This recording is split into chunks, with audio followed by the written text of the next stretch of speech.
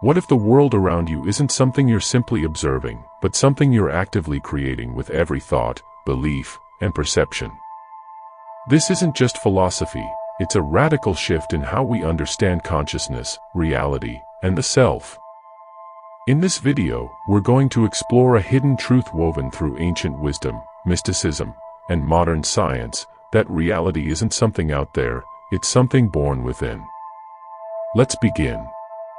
Materialists love to throw rocks at idealists, both figuratively and, if given the chance, literally.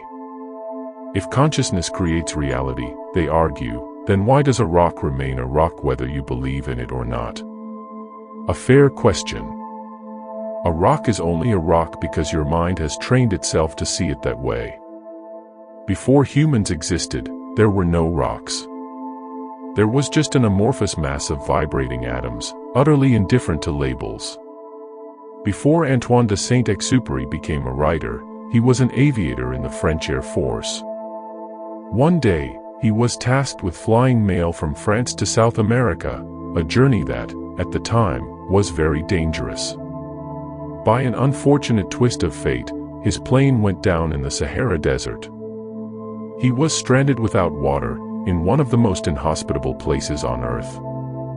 As Saint-Exupéry wandered through the sand dunes, he had what can only be described as a profound vision. An interaction that seemed more like a dream. A young boy, who appeared to be not of this world, approached him. The boy spoke to him about the nature of consciousness and the importance of the invisible. Saint-Exupéry later mused, it was, in fact, the vision of the little prince, though the story had not yet been written, and the boy had not yet come to life on paper. Through the surreal ordeal, Saint-Exupéry's perspective shifted, from a desperate battle against the elements, to something far more profound, an intimate dialogue with life itself. He stumbled into a revelation, seeing existence not as a cruel test, but as a strange, wondrous riddle. The next day, he saw a Bedouin caravan. This time, it was not only a vision. Later, Saint-Exupéry remembered seeing the caravan as an act of imagining, a desire of life turned into reality. Consciousness doesn't need a brain to exist. You see it in the way a flower blooms toward the sun, in how a river carves its path through mountains.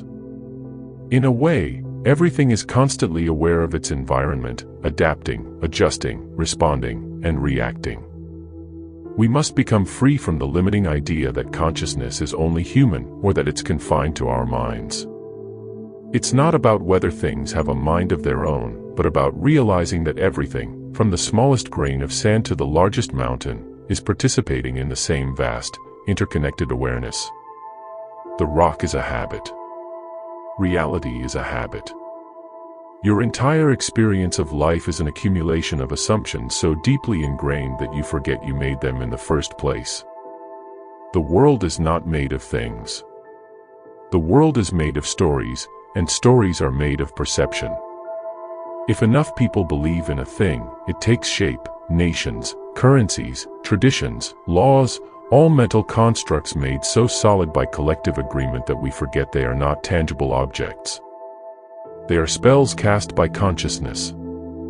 In Giordano Bruno's cosmology, reality was not a static thing, but a vast, infinite living mind. For Bruno, the universe was essentially a giant mind field, where thoughts interacted to shape reality. Consciousness isn't some ghostly spectator hovering over reality. It's the ink in the pen. Rather than creating reality as isolated experiences, consciousness simultaneously creates and is created. Your mind resonates with the minds around you, like nodes in a cosmic thought network. The universe constantly reconfigures itself, based on the mental states and thoughts of its conscious inhabitants, creating not only personal realities but our collective worlds. Thomas Nagel, in his famous essay, What Is It Like to Be a Bat?, argued that consciousness includes a subjective aspect, the qualia, or in other words, what it is like to experience. According to Nagel, there's an inherent limitation to human understanding when it comes to consciousness. Even if we understand the physical processes of the brain, we can never fully know the subjective experience of other creatures, like a bat, because consciousness is not reducible to objective facts. Consciousness is what makes the mind-body problem truly intractable. It is the most puzzling feature of the universe. Qualia is the subjective experience of things, the taste of a fruit, the sound of a bird singing, the color of the sky. All these are elements of the perceptual field created by consciousness. What we often forget is that these are not external objects. The experience is created by the mind. Consciousness filters and interprets sensory data to produce a coherent reality. We are not passive observers, we are active participants in the construction of our experience of the world. The reality you perceive is not a neutral reflection of the world. It is shaped by the mind. Therefore, consciousness is the architect of reality, not merely its observer. Take Joan of Arc, a teenage girl claiming to hear voices from celestial beings. She convinced an army of hardened warriors to follow her into battle. The question isn't whether the voices were real. It's whether reality ever had a choice but to obey them. If belief is the engine of reality, then Joan didn't hallucinate, she created. But to truly see the depth of consciousness, not as something distinct from the physical world, we ought to think of it as inseparable from reality itself. Neuroscientist Carl Pribram worked for many years on a theory that the mind is a hologram. Think of a hologram. Every part of it contains the whole image. In the same way, every part of your brain holds a blueprint of the entire universe. So consciousness isn't confined to a single location in your brain.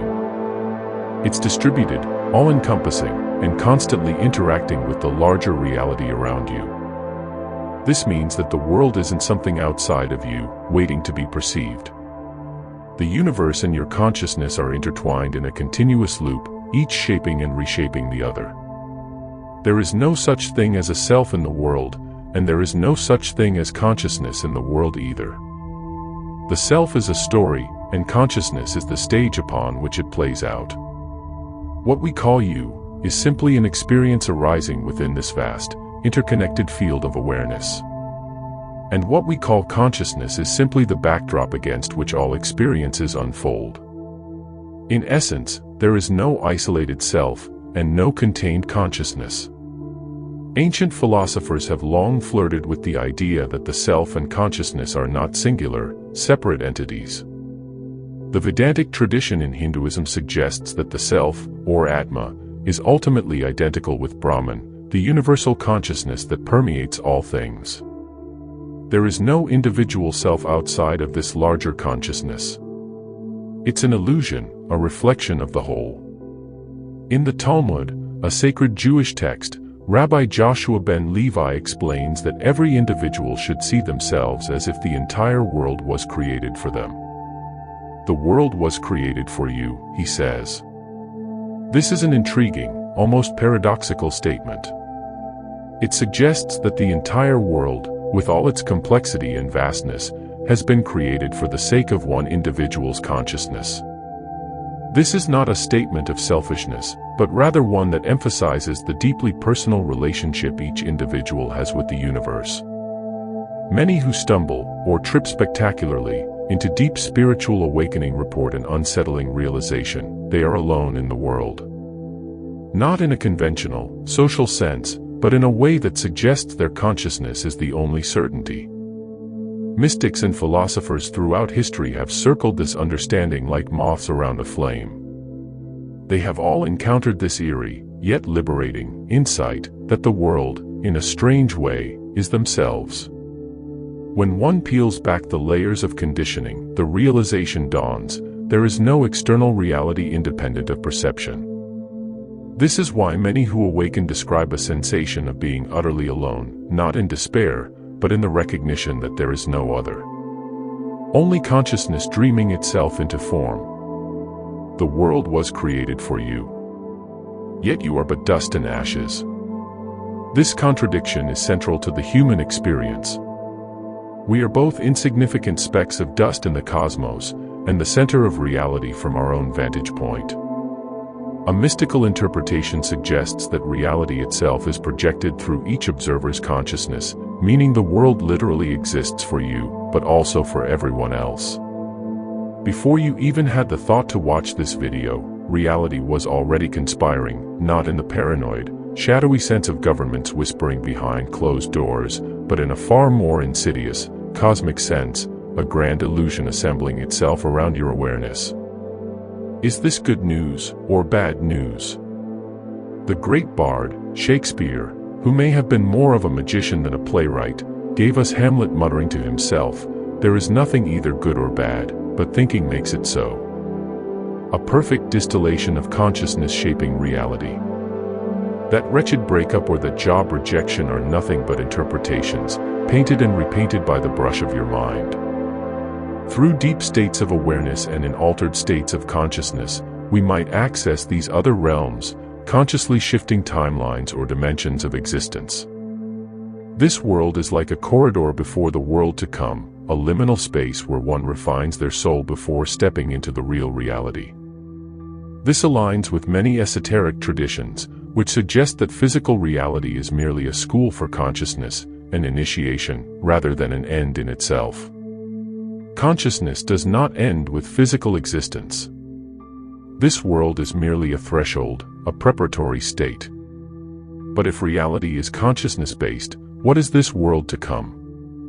The Kabbalists speak of Olam Haba, the world to come, not as a distant afterlife, but as a condition of perception.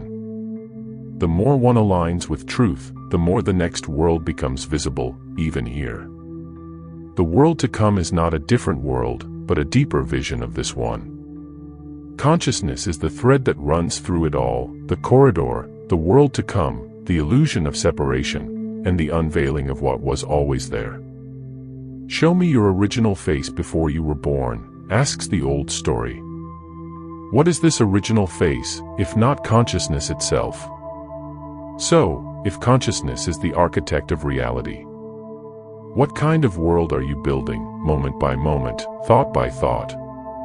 The universe might not just be around you, it might be within you, dreaming itself into form through your awareness. If this video sparked something in you, a question, a memory, a deeper sense of wonder, let it ripple outwards. Like the video to support the channel, share it with someone on their own path of awakening, and subscribe if you're ready to dive deeper into the mysteries of consciousness, reality, and the self. Until next time, stay curious, stay awake.